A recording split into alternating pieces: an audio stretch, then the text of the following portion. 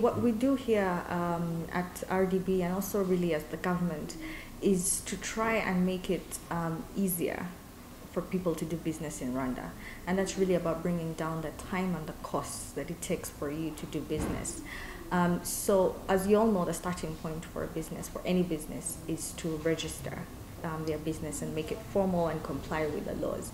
And that's really a key factor in whether someone will decide to start a business. Is how difficult is it? Do I have to fill out 10 forms? Do I have to go to 5 different institutions? Do I have to queue up for 3 days? That alone will either cost a business a lot of money, or it will even factor into their decision on whether they are going to operate as a business formally. And so it was a key starting point for us to make the business environment in Rwanda friendly.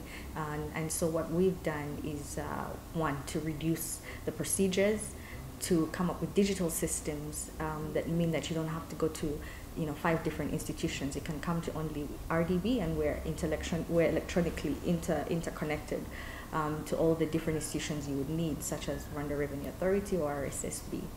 And then with that, we also decided to completely remove the cost. So it's completely free of charge for you to register your business. And then once we had electronic systems in place, the next stage was really to take them online. So that you don't even have to come to RDB in as much as you could come, and we could do it for you, but it's online, it's web-based. You could do it at home, you could do it in your office, you could do it anywhere in the world. So how are you going to ensure that this system goes swiftly, especially the various internet problems that we continually face here in Rwanda? Yeah, the government has invested a lot in ICT infrastructure, as you said. We have a lot in place already.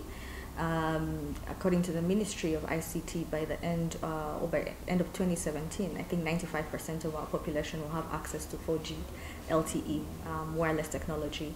And so there really are broader efforts that are happening that we believe we can fully leverage on to make these systems become the norm.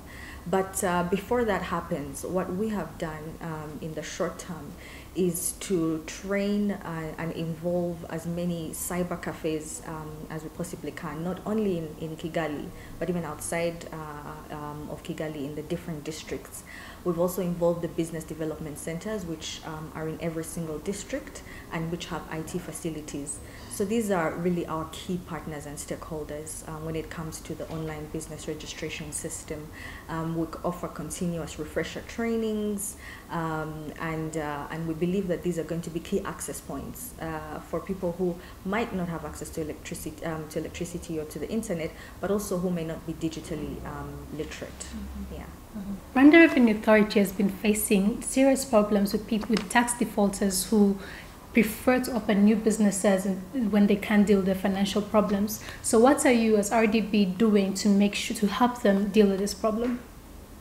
That's a good question, and it's also something that has it's an experience that we've had, but then it's an experience that has been really mitigated actually with the new systems, because once you come to register your business, there's a lot of back office operations that happen with the two systems between RDB and RRA.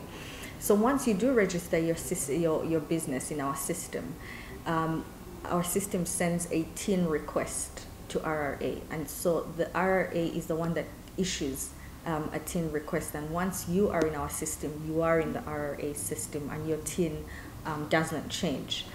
But it then at least helps us to track. So sometimes people will think that once they open a new company with a different name, then they are not traceable within the system. But your TIN, which is really your company's identifier, does remains the same and in the system.